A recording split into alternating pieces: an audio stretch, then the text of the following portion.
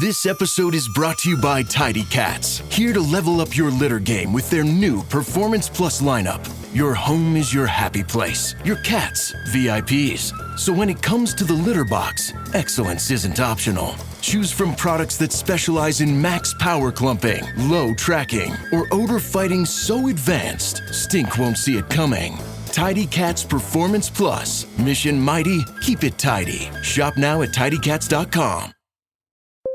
When you need to build up your team to handle the growing chaos at work, use Indeed Sponsored Jobs. It gives your job post the boost it needs to be seen and helps reach people with the right skills, certifications, and more. Spend less time searching and more time actually interviewing candidates who check all your boxes. Listeners of this show will get a $75 sponsored job credit at Indeed.com/podcast. That's Indeed.com/podcast. Terms and conditions apply. Need a hiring hero? This is a job for Indeed Sponsored Jobs. The Box of Oddities.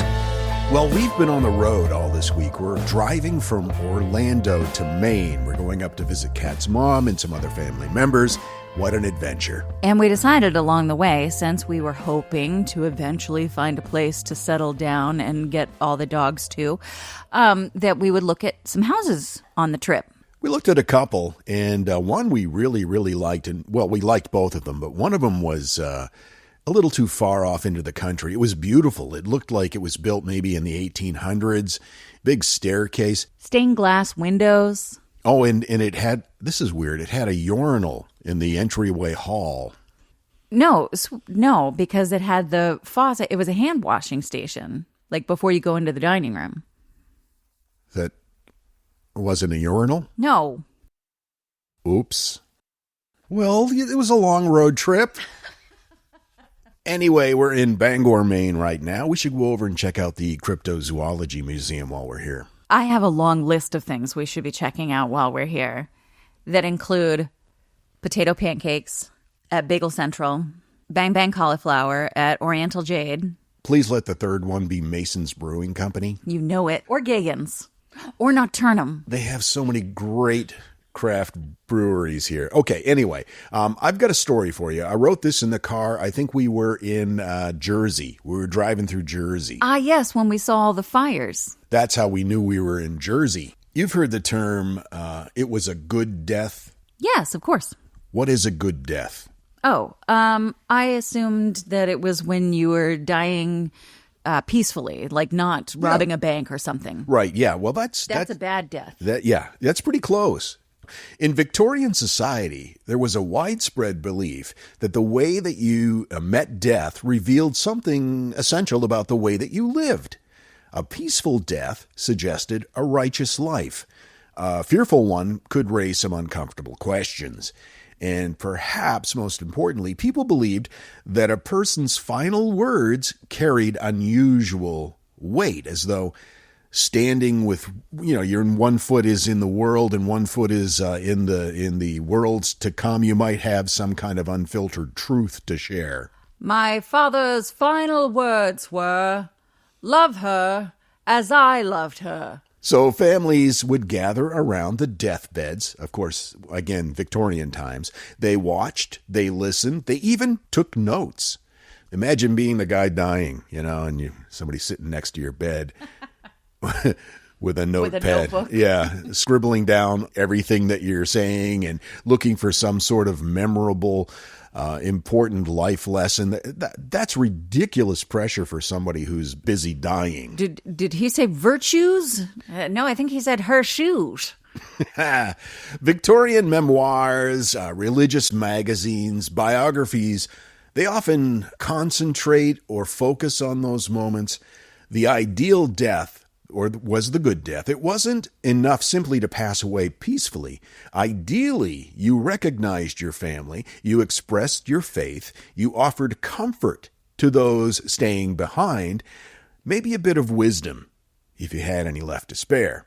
Death, in a sense, needed a satisfying ending. This seems like a lot of to-dos on your list when you are actively dying. It seems unfair. And history is full of famous last words, but the problem is many of them probably weren't. Like one of my favorite stories, we've talked about this, Oscar Wilde. He supposedly said his final line It's become one of the great closing jokes in literary history. He said, allegedly, as his last words, "Either this wallpaper goes or I do." I love that. It's brilliant. It's very dry. It was effortlessly witty, and it sounds exactly like something Oscar Wilde would have said. One of my favorite Oscar Wilde quotes is, "Moderation is a fatal thing. Nothing succeeds like excess." But he was a drug addict, Yeah, right. so Yeah. maybe Get a not the best advice. context, I guess. Yeah. But because it seems so perfect for Oscar Wilde, it should make you immediately suspicious. And the accounts of his actual death don't really agree on it.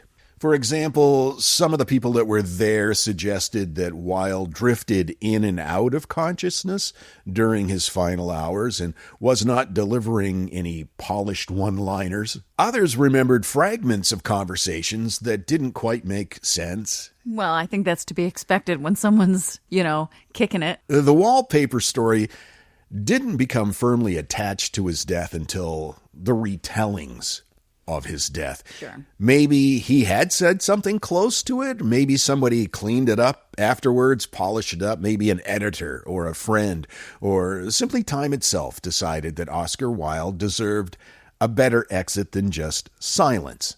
But it is hard not to notice the pattern. Pancho Villa.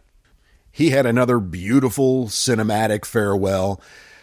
Story goes like this. After being mortally wounded, he supposedly said, quote, "Don't let it end like this. Tell them I said something." I buy that one, actually. It could be. And some people do accept that. Others think it appeared too conveniently after the fact. It's exactly the sort of sentence that survives because people so desperately want it to be true. And then there's Admiral Horatio Nelson.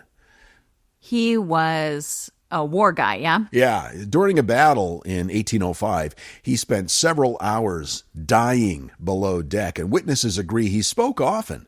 The trouble was, they can't really agree exactly on what he said. The famous version is, "Kiss me, Hardy."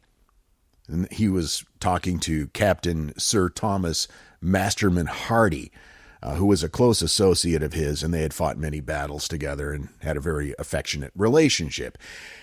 Except for more than 2 centuries, people have argued over whether or not those were his actual words. Some suggest that he said "Kismet, Hardy," though most historians don't find that explanation very convincing. Others believed the original account was probably accurate, but that later generations became very uncomfortable with the idea of 2 sailors kissing. They didn't like the thought of 2 burly, sea-weathered, beard-wearing sailors. Their muscly chest rippling in the sunlight. Wasn't he below deck, though? But there may have been cracks in the flooring. It was an old ship. Sure. And then moistened by the sea mist. The rocking of the sea lulling them into a gentle comfort with each other. 200 years later, we're still trying to reconstruct a sentence spoken in the middle of a naval battle while a dying admiral drifted in and out of consciousness. It's important to us. Nathan Hale offers another famous example. Most American school children have heard the legendary farewell before his execution during the Revolutionary War. "I only regret that I have but one life to lose for my country." Very patriotic. It's very patriotic. One of the great patriotic quotations in American history. And that's kind of the problem. Because records show that nobody wrote it down at the time. Versions of the quote appeared years later, and scholars have pointed out striking similarities to lines from Joseph Addison's play Cato, which educated readers of the period knew very, very well. Did Hale express that sentiment? Possibly. Did he deliver those exact words? Nobody knows for sure, but it's pretty polished for a guy who's about to shuffle off his mortal coil. But notice what all of these stories have in common. The final words always sound exactly right. The comedian dies with one last joke. The patriot delivers one final declaration. Real life isn't that easy. Well, I mean, it's kind of part of their personality, so you would expect that. And maybe that's why it's so easy to believe. And I think we need it. as human beings. We need a tidy ending. People who work in hospice or emergency medicine will tell you that death is rarely scripted. Sometimes people say beautiful things. Sometimes they apologize for something that happened 40 years ago, like I do every night when I'm trying to go to sleep. And then sometimes they just ask for ice chips or a glass of water, maybe a blanket, or maybe they simply stop making sense. My Grammy Charlene had a really nice last few words. She was talking about going home, and she was really excited. And I just thought that was so sweet. That is very sweet. My mom, they had her on morphine the last few hours, or days actually, and she stopped making sense.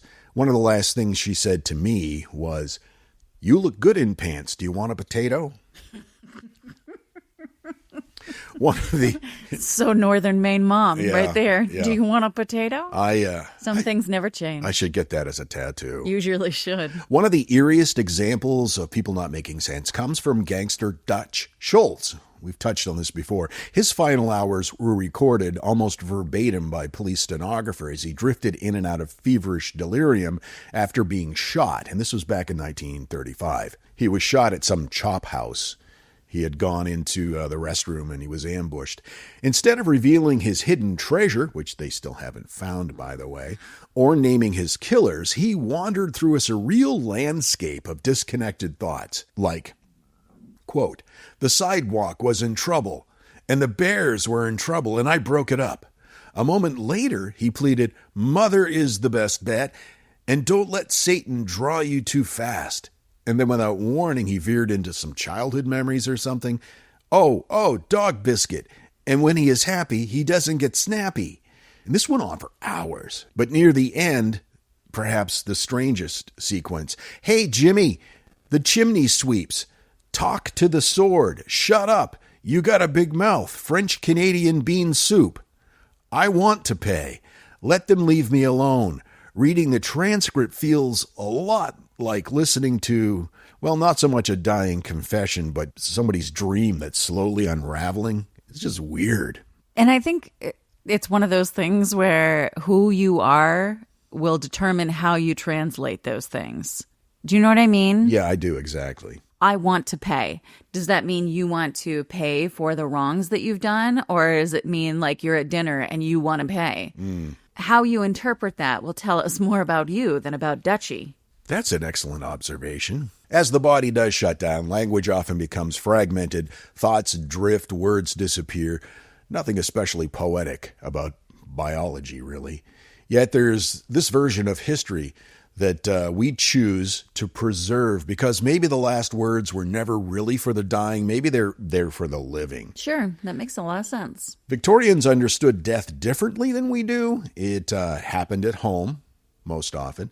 Families witness it firsthand. Children weren't necessarily shielded from it. Death was woven into ordinary life in ways that feel almost foreign today. Yeah, we do try to separate ourselves from it. Side note, that's where we get the word living room. I love this. In older homes during Victorian times, there was the parlor and there was the living room.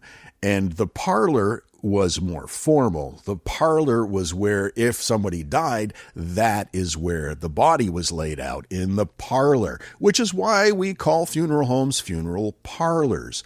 The other room was the living room. For the living. Fascinating. But even then, familiarity didn't make it easier. If anything, it created an enormous need to find some kind of meaning, some kind of wisdom in it all. The good death became evidence that faith was, in fact, justified, that life had been lived correctly, that suffering was not meaningless. And the final conversations became emotional anchors for the people that were left behind.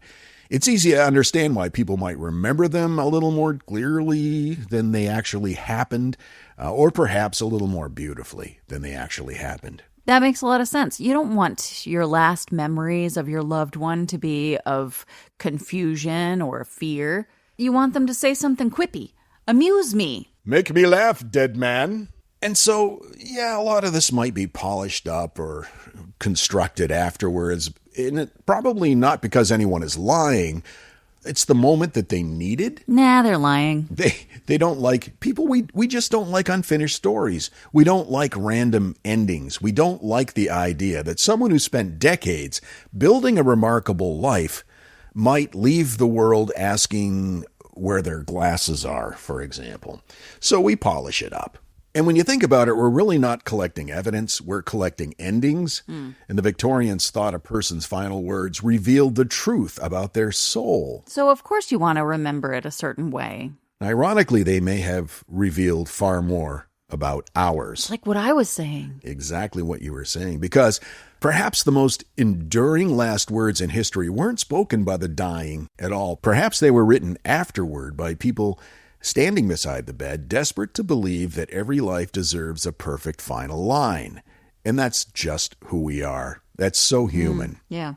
I collected the information for this story from the narrative of The Good Death by Karen Rizzo, The Last Words of Notable People from William B. Brahms, and Famous Last Words by Hugh Ormsby Lennon and Mike Starkey. There was a comedian years ago, Kenny Rogers, not the country singer.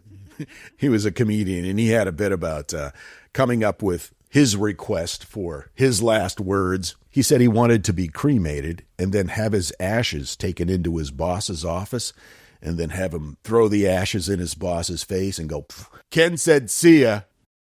This episode is brought to you by Tidy Cats, here to level up your litter game with their new Performance Plus lineup. Your home is your happy place. Your cats, VIPs. So when it comes to the litter box, excellence isn't optional. Choose from products that specialize in max power clumping, low tracking, or odor fighting so advanced, stink won't see it coming.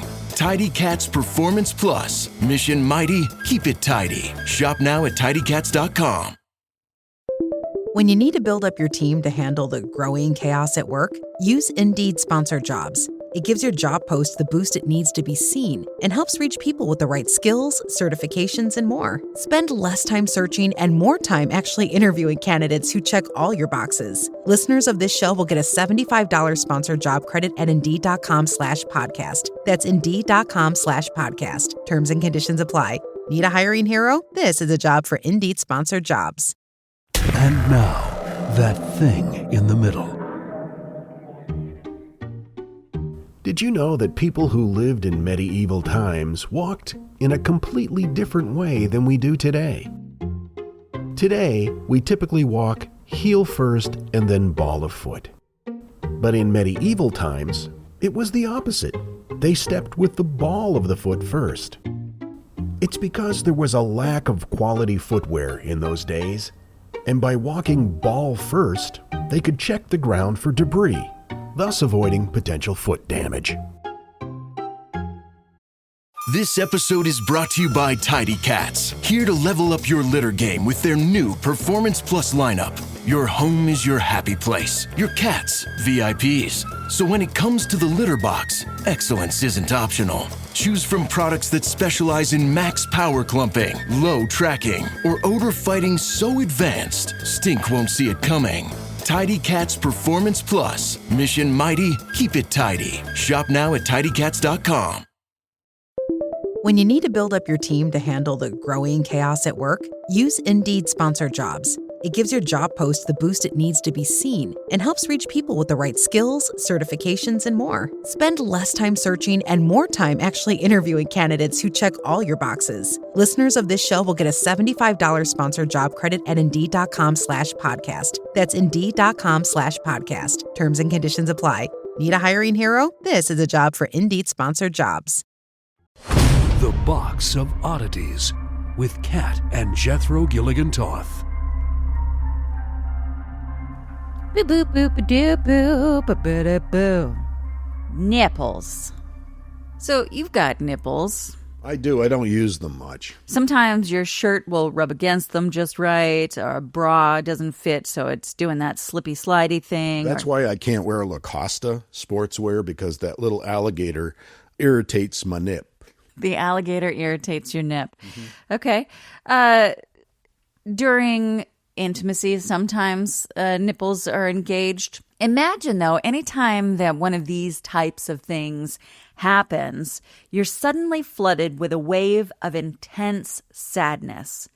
Maybe anxiety, guilt, disgust, the feeling of homesickness, or even feeling that something terrible is about to happen. That's a lot of different, conflicting, in some cases, reactions. Well, I don't think any of them are pleasant. No, well, that's true. That's the common denominator. This emotion usually only lasts a few seconds, but maybe a minute or so, before disappearing as mysteriously as it arrived. People online eventually gave this feeling a name: Nipple Sadness. I've never heard of Nipple Sadness. It's also called, in some circles, Sad Nipple Syndrome. Huh. Because nipples make me happy. Now, despite the memorable name, it's not officially recognized as a medical diagnosis. Researchers know it exists because so many people independently describe the same strange experience, but no formal studies have examined it. What's especially intriguing is that it can happen to both men and women, usually after puberty. Oh, men too. Okay. So what is nipple sadness? Well, no one knows for certain. The leading theory is that it involves dopamine, the neurotransmitter associated with motivation, reward, and pleasure. And when the nipples are stimulated, the brain releases oxytocin, sometimes called the bonding hormone. And during that process, dopamine levels may briefly dip. Researchers suspect that in some people, that temporary drop is enough to trigger a flash of dysphoria, a profound feeling of emotional discomfort. This is fascinating. You know, we've mentioned many times throughout the years doing the Box of Oddities how our brain just really, it's designed to fuck with us. Yeah, pretty much. This is a great example of that. I also think this is a great example of having done this for as long as we have. And just last week, someone was like, hey, how about nipple sadness? And I was like, what now? Yeah, I've never heard of it. Thanks, by the way, Autumn, for sending me the link about nipple sadness. Researchers, okay. It's not just a hypothesis, though. Somebody has, oh my God, I can't read. It is only a hypothesis, though. Nobody's actually proven what's happening in Sad Nipple Syndrome, or SNS, as I like to call it. But it might be related to another condition that is much better understood, which is called dysphoric milk ejection reflex, or DMER. Unlike Sad Nipple Syndrome, DMER happens only during breastfeeding, and it doesn't actually require that the nipples be touched. Just before milk lets down, some nursing mothers experience an overwhelming surge of sadness, dread, anxiety, irritability, or hopelessness. Is that part of the postpartum blues? Well, it's definitely wouldn't be helpful. No. And I think we use the term depression rather than blues. Blues really makes it sound like, oh, you silly women and your sads. Or you blow a mouth harp. Oh my gosh. Can you imagine if after giving birth you had this like sudden, really intense need to sing the blues? Like, I got to get on stage, baby. Mm-hmm. Take me to Nashville. Or Memphis. Either one's fine. Sure. Now, thankfully, this doesn't typically last very long, and researchers believe that it's caused by a rapid drop in dopamine that naturally occurs during milk letdown, which allows the prolactin, which is the hormone that's responsible for milk production, to rise. Now, though DMER is not postpartum depression, it is a brief neurological reflex tied specifically to milk release. The first prevalent study was published in 2019, and it estimates that about 9% of those breastfeeding experience DMER. Are the two conditions related? Maybe? Many experts suggest that Sad Nipple Syndrome, SNS, and DMER may involve similar neurochemical pathways, but it is still a speculation. If dopamine explains DMER during breastfeeding, then why do men and non-breastfeeding women And even those whose nipples are briefly brushed against by a t-shirt while jogging sometimes experience the exact same emotional crash. But we just don't have an answer for that right now. I mean, 2019, y'all, is when we were like, let's investigate this incredibly upsetting symptom that only breastfeeding people experience. I wonder why it took so long to get into them. Because breastfeeding's gross. Ew, stop. And should be done privately and away from everybody so we don't have to look at it. Stop. Please express that you're being facetious. I'm pointing out social injustice through satire. Okay. There are anecdotal reports of women experiencing similar fleeting dysphoria during perimenopausal hot flashes, suggesting that it's got to do with the changing hormone levels, and that might interact with the same brain circuits the same way that sad boobies do. But then again, there haven't been studies to confirm that. Mostly, SNS has been discussed on Reddit and TikTok, because it's the people who are actually dealing with these things who are talking about it now. Whereas before, social media, really we had to rely on the medical professionals to explore these things. And if they're not interested, we were kind of just effed. For years, it was just kind of like, oh yeah, that sucks. And now it's like, yes, tell us everything. And people say things like, it makes them miss the feeling of being home when they were a kid. Wow. It's like a wave of guilt washes over them. The feeling of impending doom. All of which I have constantly. Constantly. Do you think maybe we need to talk about your nips? Maybe. If you want to. I'm willing to discuss it. Well, until scientists devote more research to it, SNS remains one of those odd places in neuroscience where we just kind of have to go, yeah, brain's weird. The human experience and hormones and sexuality, they all kind of intersect. And when people are experiencing it, they know it's real, even if science hasn't caught up yet, which is really unfortunate. And it's one of those things where you go like, oh, well, only some people experience it. So like, don't worry about it. And that kind of sucks. But I love that I know about it now. Again, thank you, Autumn, for Nipple Sadness, which that sounds weird. Really weird. I got my information from sexualhealthalliance.com, Cleveland Clinic Health Essentials, and PubMed Central, which suggests that there might be surgery available to help relieve the symptoms of nipple sadness, but I think that's still pretty experimental. Thanks for sharing this information. Thanks for the memories. Thanks for the memories. So we are sitting on a bed in a cottage that belongs to my friend Erica as we just made it to Maine yesterday. The boys are both sacked out because I took them for a long walk in a cemetery this morning. My gluteus maximus is killing me from all the driving. She's got butt sadness. I guess what I'm saying is, sometimes on the road, we kind of just got to make things work, and we appreciate you for coming along with us. And we'll see you next time. Until then, keep flying that freak flag. Fly it proudly, you beautiful freak. And so, let it be known that the Box of Oddities belongs to you, and its fate is in your hands. Therefore, it's been requested by those to whom I report to beseech you for assistance. We ask but one thing of you, to provide a 5-star rating and a positive review. True, that is 2 things. However, 'tis merely a 5-star rating and a positive review. Also, subscribe to us. Okay, so 3 things is all we ask. 3 things and 3 things only. Henceforth, the Box of Oddities commits to the telling of stories. Stories of the strange, the bizarre, the unexpected. We wish to offer our deeply felt gratitude and appreciation for your patronage.